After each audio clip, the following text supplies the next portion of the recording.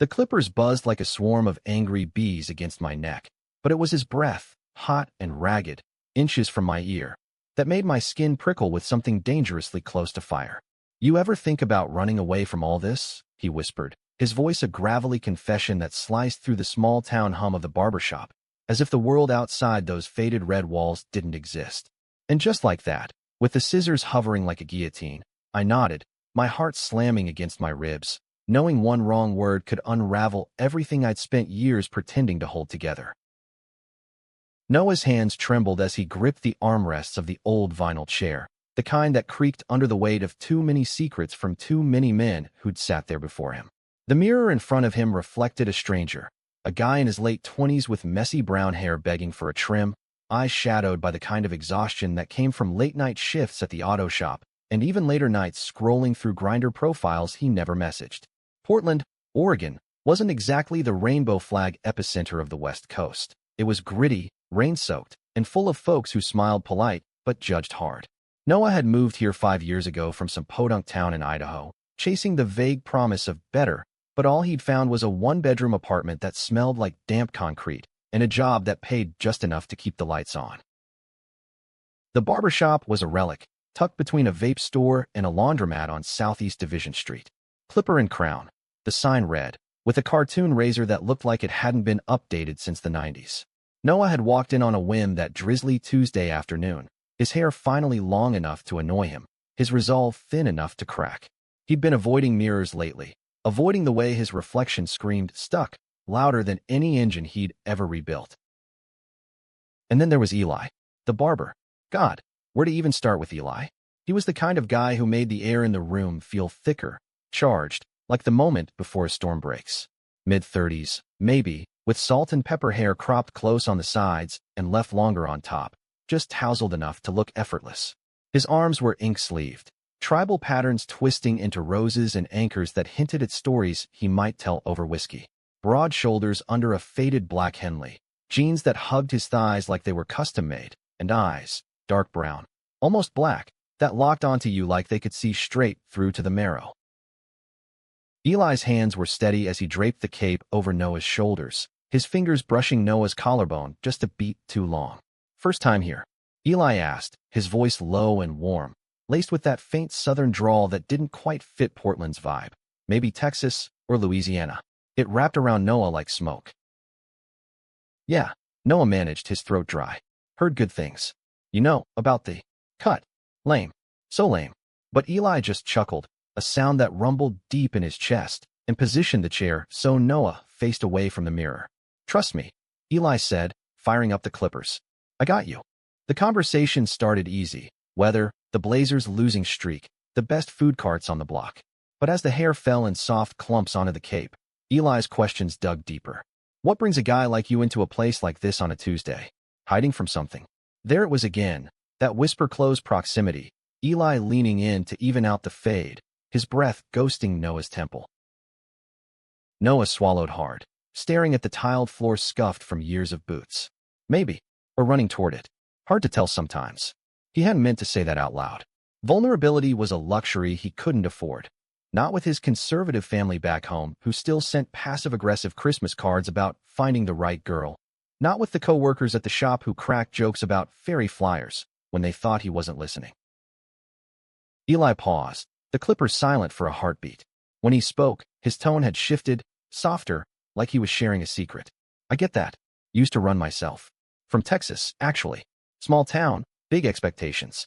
Dad was a preacher, fire and brimstone type. Mom baked pies for the church socials. And me? I was the golden boy who couldn't look at a boy without feeling like the devil was tap dancing on my grave." Noah's head snapped up, meeting Eli's eyes in the side mirror. There was no judgment there, just a raw honesty that hit like a gut punch. "How'd you get out?" Eli resumed clipping, but slower now, deliberate. "One-way bus ticket and a prayer. Landed here 12 years ago. Opened this place with my last $100. It's not much, but it's mine. No one's telling me who to be anymore." He set the clippers down, switched to shears, combing through Noah's hair with fingers that lingered. "Your turn. What's chasing you, No?" The way Eli said his name, like it was something precious, made Noah's chest ache. He hadn't told Eli his name yet. Must have seen it on the appointment app. Life, I guess. Job steady, but it's killing my soul. Family. They don't get it. The me part. The shop was empty except for them. The only sound the distant patter of rain on the window and the snip-snip of scissors. Eli's reflection smiled, not pitying, but knowing. Welcome to the club, brother. But hey, you're here. That's step one. By the time Eli unveiled the mirror, swiveling the chair with a flourish, Noah barely recognized himself. The cut was sharp, modern, the kind that said, I give a damn, without trying too hard. But it was Eli's gaze that transformed him, appreciative, hungry. Looks good, Eli said, brushing stray hairs from Noah's neck with a soft towel. His touch was electric, sending sparks down Noah's spine. Real good. Noah stood, cape pooling at his feet, fumbling for his wallet. How much? Eli waved it off. First one's on me. Consider it a Portland welcome. He stepped closer, close enough that Noah could smell his cologne, sandalwood and citrus, clean and intoxicating. You got plans tonight? Rain's gonna let up around 7. There's a dive bar down the street, the Rusty Anchor. Serves the best whiskey sours this side of the Willamette. Noah's pulse thundered. This was it, the line between safe and reckless. He thought of his empty apartment, the takeout containers piling up, the grinder notifications he'd ignore. Yeah, he said, voice barely above a whisper. I'd like that. The rain did let up, leaving the streets slick and gleaming under sodium lamps. The Rusty Anchor was a hole in the wall, all exposed brick and mismatched stools, with a jukebox crooning Johnny Cash. They claimed a corner booth, whiskey sours sweating condensation onto coasters. Conversation flowed like the liquor, stories of bad breakups, the thrill of first kisses stolen in church basements, the ache of holidays spent alone. Eli laughed easy, lines crinkling at his eyes, but there was a shadow there too, a flicker of something guarded when Noah asked about his last relationship. Ended messy, Eli admitted, swirling his glass. Guy I thought was the one. Turns out, he had a wife back in Austin. Came clean after 2 years. Said he loved me, but family came first. He shrugged, but his jaw tightened. Taught me to keep my heart locked up tight. Noah reached across the table, fingers brushing Eli's knuckles. Not everyone's like that. Eli's eyes darkened, not with doubt, but desire. Prove it. They stumbled out into the night, lips crashing together before the door even swung shut behind them. Eli's apartment was above the barbershop, a narrow walk-up with creaky stairs and walls lined in vinyl records. The kiss deepened in the hallway, Eli's hands framing Noah's face, thumbs tracing his jaw as if memorizing every angle. God, I've wanted this since you sat down, Eli murmured against Noah's mouth, backing him toward the bed. Clothes hit the floor in a frenzy. Henley tugged over Eli's head, revealing the taut planes of his chest. Jeans kicked aside to expose strong thighs dusted with dark hair. Noah's shirt followed, then his own pants, until they were skin to skin, the cool air no match for the heat building between them. Eli was reverent, almost kissing down Noah's neck, across his collarbone, whispering praises that made Noah arch and gasp. You're beautiful, Eli said, voice husky, as he trailed lower, lips brushing the sensitive skin of Noah's hip. Let me show you. It was messy and perfect, hands exploring, bodies slotting together like puzzle pieces long separated. Noah lost himself in the rhythm, in the way Eli's breath hitched when Noah's fingers tangled in his hair, guiding him. When Eli finally pressed inside, slow and deliberate, filling Noah with a stretch that bordered on pain before blooming into ecstasy, it felt like coming home. They moved together, sweat slick and urgent, Noah's nails digging into Eli's back as waves crashed over him. Eli followed with a groan that vibrated through them both, collapsing in a tangle of limbs, hearts pounding in sync. Afterward, they lay there, sheets twisted around their waists, Eli's arm draped possessively over Noah's stomach. The city hummed outside, distant sirens, the low rumble of a bus. But in that room, it was just them. Stay, Eli murmured, nuzzling Noah's shoulder. Just for tonight. Noah did, and as sleep tugged at him, Eli's steady breathing a lullaby against his skin, he wondered if this was the start of something real, or just another beautiful mistake. The morning light filtered through threadbare curtains, painting Eli's bedroom in soft grays and golds. Noah woke to the smell of coffee brewing and the sound of Eli humming some old Springsteen tune in the kitchenette. He stretched, muscles deliciously sore, a smile tugging at his lips despite the voice in his head whispering caution. Last night hadn't been a dream. The faint bruises on his hips were proof, blooming like secrets under his skin. Eli appeared in the doorway, mug in hand. wearing nothing but low-slung boxers that did unfair things to Noah's pulse. Morning, handsome. Black, 2 sugars. He held out the coffee, eyes crinkling with that easy warmth that made Noah's chest flutter. You remembered. Noah sat up, accepting the mug, their fingers brushing in a spark that lingered. Details matter. Eli slid onto the bed, leaning in for a lazy kiss that tasted like toothpaste and promise. Especially with you. They spent the day tangled in domesticity, Noah borrowing Eli's razor for a quick shave, the two of them raiding the fridge for eggs and toast, laughing over burnt bacon and stolen bites. It felt surreal, this effortless rhythm, like slipping into a life Noah hadn't known he craved. By noon, they were dressed and out the door, Eli insisting on showing Noah the real Portland, away from the tourist traps. They wandered Hawthorne Boulevard, hands brushing occasionally, a tentative graze that sent thrill through Noah. Eli pointed out murals splashed with queer icons, Sylvia Rivera staring defiantly from a wall, her eyes a mirror to their own quiet rebellions. They ducked into a bookstore, Powell's City of Books, where Eli pressed a dog-eared copy of Giovanni's Room into Noah's hands. Read this. It'll wreck you, in the best way. Noah flipped it open, the pages yellowed and loved. You wrecked me last night. This might finish the job. Eli's laugh was rich, pulling Noah into a shadowed aisle for a kiss that deepened too fast, hands wandering until a polite cough from a nearby shelf forced them apart, flushed and grinning. As the sun dipped low, they ended up at a park overlooking the river, spread out on a blanket with takeout tamales and cheap beer. The Willamette churned below, bridges strung with lights like veins of fire. Eli leaned back on his elbows, watching Noah with an intensity that bordered on reverence. Tell me something true, he said softly. Something no one's heard. Noah hesitated, beer bottle cool against his palm. The truth bubbled up, unbidden. I came out to my mom last year. Over the phone. She cried, said she still loved me, but prayed I'd choose different. Haven't spoken since. Feels like I lost her before I even had her. Eli's hand found Noah's, squeezing. That's heavy. My old man disowned me the day he found my stash of magazines under the bed. Called me an abomination. Haven't looked back, but damn, it hollows you out. He pulled Noah close, lips brushing his temple. We're not broken, you know. Just bent a little. And that's where the beauty is. Noah turned, capturing Eli's mouth in a kiss that tasted of spice and salt. Tears he hadn't realized were falling. They made love again that evening, slower this time, on the living room rug with the city lights flickering through the window.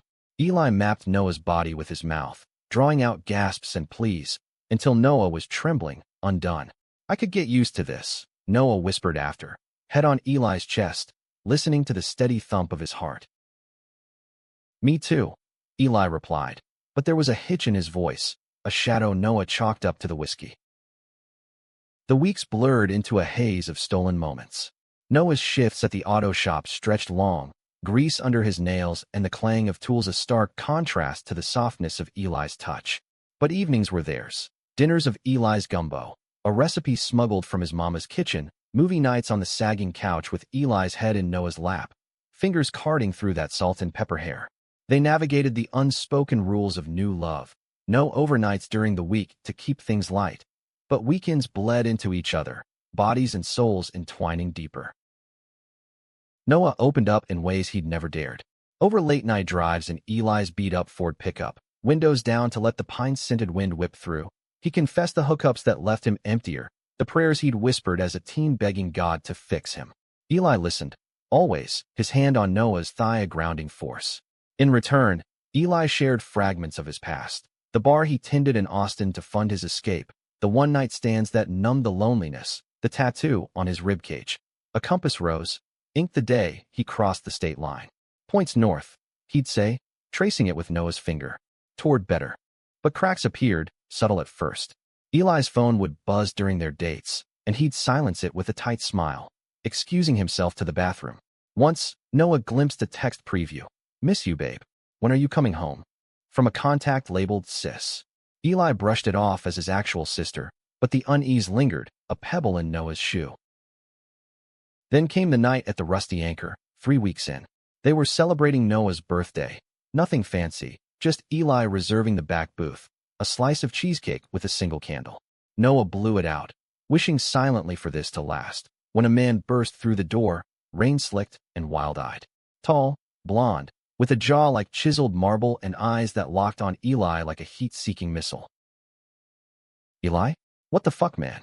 The guy's voice cut through the bar's murmur, raw with hurt. Conversations hushed, heads turned. Eli froze, color draining from his face. Caleb. I didn't expect. Caleb, because of course that was his name, all golden boy perfection, stalked forward, fists clenched. 2 months, Eli. 2 months of radio silence. And I find you here, playing house. He glanced at Noah, disdain flickering. With him, Noah's stomach plummeted. The cheesecake turned to ash in his mouth. Eli stood, hands raised placating. It's not. Look, we need to talk. Privately. But Caleb wasn't having it. You ghosted me. Said you needed space to figure shit out, then blocked my number. I drove 16 hours from Boise because your sister slipped, said you've been seeing someone. This the someone. His gaze raked Noah again, possessive fury boiling over. Eli's jaw worked, eyes darting to Noah in apology. Caleb, please. Not here. The bar's owner, a burly woman named Rita, appeared then, herding Caleb toward the door with promises of a cab. But the damage was done. Whispers rippled like aftershocks. Noah sat there, numb, as Eli slid back into the booth, face ashen. Noah, listen. Is it true? Noah's voice was steel, though his heart shattered glass. You had a boyfriend? This whole time. Eli deflated, rubbing his temples. We broke up before I met you. It was toxic, jealous, controlling. I needed out clean. But yeah, he didn't take it well. Noah wanted to believe him, wanted the warmth of those nights to eclipse this chill. But doubt wormed in, insidious. Why didn't you tell me? All those stories about keeping your heart locked, were they about him? Eli reached for his hand, but Noah pulled back. I was scared you'd think I wasn't over it. That it'd scare you off. Noah, please, this is real. Us. You're real to me. The plea hung there, heavy as the rain resuming outside. Noah stood, tossing cash on the table. I need air. Call me when you're done figuring your shit out. He walked home through the downpour, blocks blurring, Eli's texts lighting up his phone like flares.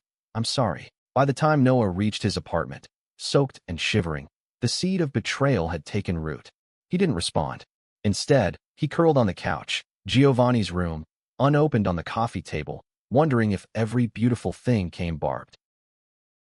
The silence stretched into days, a chasm widening with each unanswered text, each ignored call.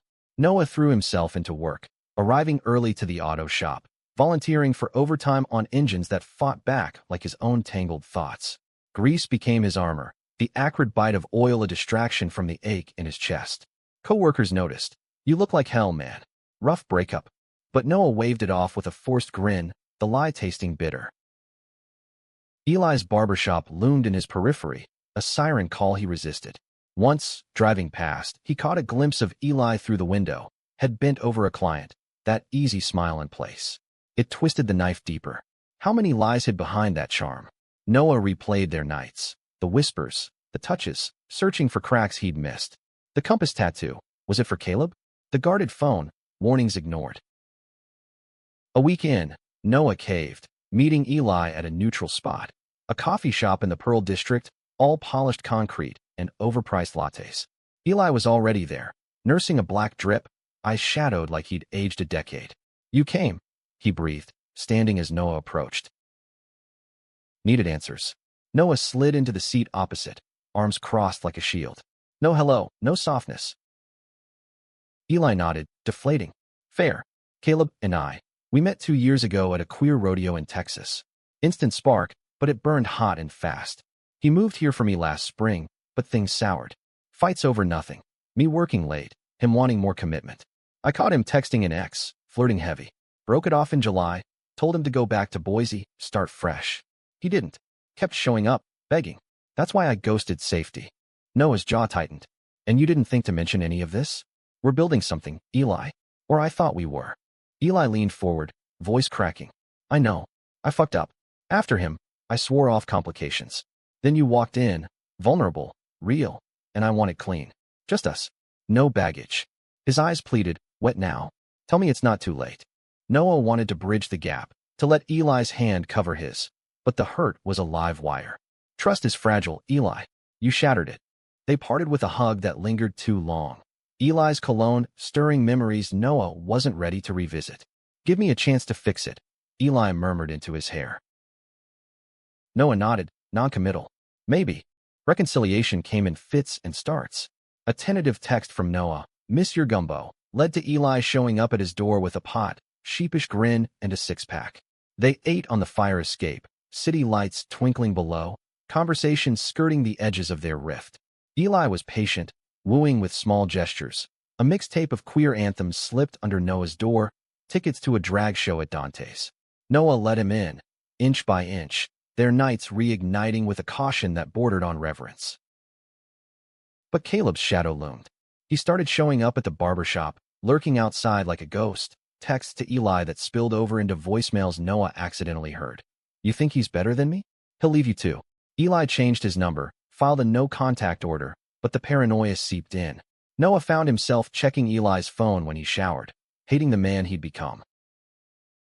The breaking point came mid-October, leaves turning the streets to fire. Noah had a rare day off, planning a surprise, dinner at Eli's, candles, and that Springsteen record spinning. He let himself in with the spare key Eli had given him weeks prior, heart light for the first time in months. The apartment smelled of takeout Chinese, but something was off. Voices, low and urgent, from the bedroom. Noah froze in the hallway, pulse roaring. "I can't keep doing this, Caleb. It's over." Eli's voice, strained. A laugh, bitter and broken. "You say that, but here I am, and you're not calling the cops. Admit it, you miss me. This guy's a rebound, Eli. We both know it." Silence, then a rustle, sheets. Noah's world tilted. He pushed the door open, vision tunneling. Eli sat on the bed's edge, fully clothed, hair disheveled. Caleb lounged against the headboard, shirt unbuttoned halfway, a smug curl to his lips. Takeout boxes littered the nightstand, but the intimacy of the scene, the way Caleb's hand rested familiarly on Eli's knee, screamed betrayal. "Noah," Eli bolted up, face crumpling. "It's not what?" Caleb smirked, eyes gleaming. "Oh, it is. He let me in 20 minutes ago. Said we needed to talk closure." One thing led to another. "Liar." Eli shoved him, but the damage was volcanic. Noah backed away, while rising. "You let him in our bed." The word "our" slipped out, possessive and shattered. "After everything?" Eli reached for him, desperate. He showed up crying, suicidal threats again. "I was trying to de-escalate, get him help. Nothing happened, I swear." But Noah saw red. Months of vulnerability, of building walls only to watch them crumble. Caleb's taunt echoed, rebound. Was he? Or was Eli the one rebounding, using Noah to fill a void? "Save it." Noah stormed out. He tossed on the counter like a gauntlet. The door slammed, echoing his fracturing heart. Eli chased him into the hall, grabbing his arm. "Noah, please. I love you. This is my mess, not ours." Noah whirled, tears streaming. "Love? You don't get to say that now. You invited your ex into our space. How do I trust you won't do it again?" He yanked free, descending the stairs 2 at a time. Eli's pleas faded behind him. "Don't walk away. Fight for us." Outside, the autumn wind whipped cold, mirroring the hollow in Noah's chest. He walked aimlessly, blocks turning to miles, until he found himself at the river's edge, staring into the black water. Jump? No. But the urge to disappear gnawed. His phone buzzed. Eli, relentless. Then a voicemail from an unknown number. "Caleb. Told you he'd run. Come back to me, Eli. We fit." Noah deleted it, but the poison spread. He crashed at a coworker's couch, ignoring the concerned looks, drowning in whiskey and what-ifs. Days bled into a week, Eli's shop a no-go zone. Noah quit checking his messages, but the ache festered, a bruise that deepened. Finally, confrontation. Noah showed up at Clipper and Crown unannounced, the bell jingling like a death knell. The shop was empty, mid-afternoon lull. Eli looked up from sweeping hair clippings, broom clattering to the floor. "Noah. God, you came." Noah's voice was ice. "One chance. Truth, all of it. Or I'm gone for good." Eli locked the door, flipped the sign to closed. They sat in the waiting chairs, knees almost touching, the air thick with unsaid fractures. Eli spilled it raw. Caleb's manipulation, the gaslighting that kept him hooked for years. The suicidal episodes, real or ploy, Eli couldn't tell anymore. That trapped him in a cycle of pity and passion. "I ended it because I was drowning, Noah. But he won't let go. And yeah, I let him in that night. Stupid, weak. But nothing happened. I stopped it before." "Before what?" Noah pressed, voice breaking. "Kissing him? More. Eli met his gaze, unflinching. Before anything. You're the one I want. The one who sees me, broken parts and all. Noah searched those dark eyes, hunting for deceit. Found none, only mirrors of his own pain. I believe you. But trust. It's shattered. How do we rebuild? Eli took his hand, tentative. One cut at a time. Therapy. For me. For us. Boundaries. No more secrets. Noah exhaled, the weight lifting fractionally. Okay. But if you break me again, I won't. Eli pulled him up, into an embrace that trembled with relief. Their kiss was salt-tinged, healing tentative, a promise forged in fire. Winter clamped down on Portland like a vice, sleet rattling windows and blanketing the streets in gray slush. Noah and Eli's reconciliation was a slow thaw. Therapy sessions twice a week in a cozy office overlooking the park, where Dr. Lena, a no-nonsense dyke with a buzzcut and kind eyes, unpacked their traumas like fragile heirlooms. Eli confronted his codependency, the preacher's son syndrome that made him savior to strays. Noah dug into his abandonment wounds, the Idaho echoes that made every shadow a potential loss. Caleb vanished after the no-contact order stuck, a restraining order filed for good measure. His last act, a scrawled note slipped under Eli's door, "You deserve each other." Rotting queers, they burned together in the sink, watching flames lick the hate to ash. It bonded them, that shared exorcism, turning poison to fertilizer. Life wove them tighter. Noah enrolled in night classes at Portland Community College, mechanics morphing into engineering dreams, Eli cheering from the front row of open houses. They adopted a rescue mutt, a scruffy terrier named Scout, who slept curled between them, a furry chaperone to their mending. Holidays approached, fraught with ghosts. Thanksgiving at a queer community center, turkey and tofurkey side by side, toasting to chosen families. Eli's hand in Noah's under the table, an anchor against the what could have beens.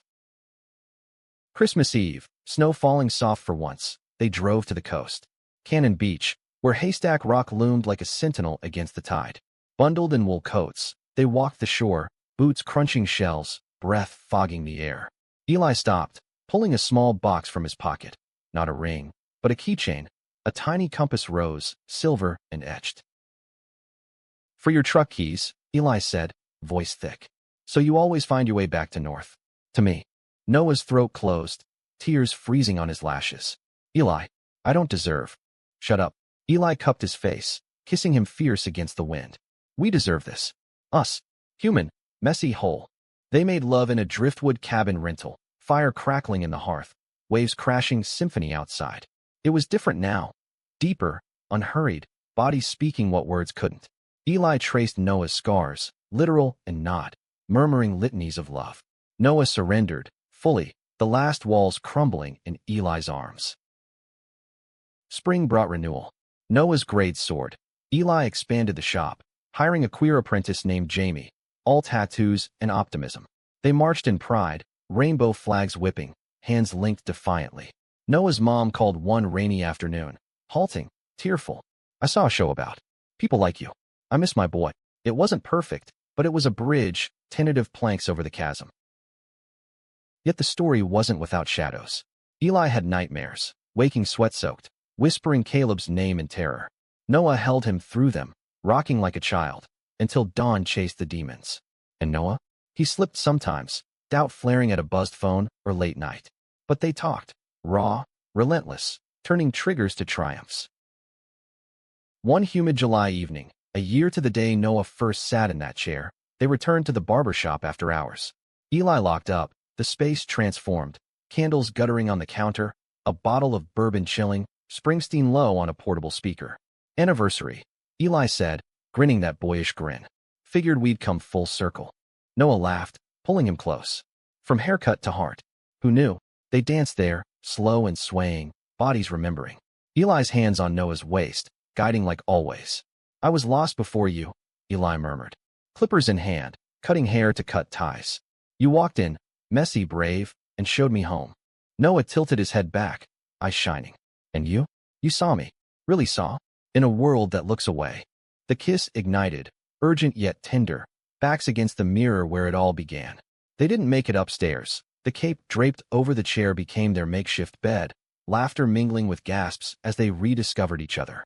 Afterward, spent and sated, Noah traced Eli's compass tattoo, now joined by a new one on his own rib, an anchor, intertwined roses blooming from chain. Months later, autumn again, leaves a riot of red and gold. Noah proposed, not on bended knee, but over gumbo, ring hidden in the cornbread. Eli said yes with a whoop, tackling him to the floor in joyful chaos. The wedding was small, backyard affair at Dr. Lena's, Scout in a bow tie, Jamie officiating with dramatic flair. Vows exchanged under a willow, promising not perfection, but perseverance. In betrayal and beyond, Noah said, voice steady, I choose you. Eli's response, and I you. Heart unlocked, forever. Years unfurled like pages in a well-loved book. They adopted a second dog, moved to a house with a garden where Eli grew tomatoes and Noah tinkered in the garage. Eli's shop thrived, a haven for the marginalized, free cuts for trans kids, pride flags in the window. Noah graduated, landing a job at a green energy firm, designing engines that whispered instead of roared. Betrayal's scar faded to silver, a reminder etched in resilience. They mentored, volunteered at the center, sharing their story in hushed workshops. Love isn't linear. It's a barbershop buzz, a rainy night tumble, a hard-won dawn. On quiet evenings, as rain pattered the roof, they'd curl on the porch swing, Noah's head on Eli's shoulder. Remember that first cut? Noah would tease. Eli's chuckle rumbled. How could I forget? You looked at me like I held the world. You did. Noah laced their fingers. Still do. And in those moments, with the city breathing around them, Noah knew. Hearts don't forget. They heal, expand, hold more light than shadow. In the grit of America, the judgments, the joys, the endless rain, their love stood, unbowed, a testament to the human ache for connection. Not flawless, but fierce. Not easy, but earned. In the end, it wasn't the trip to the barbershop that changed everything. It was the man behind the clippers, who taught a broken boy to see himself whole. And for that, Noah's heart, scarred, steadfast, thrummed eternal gratitude.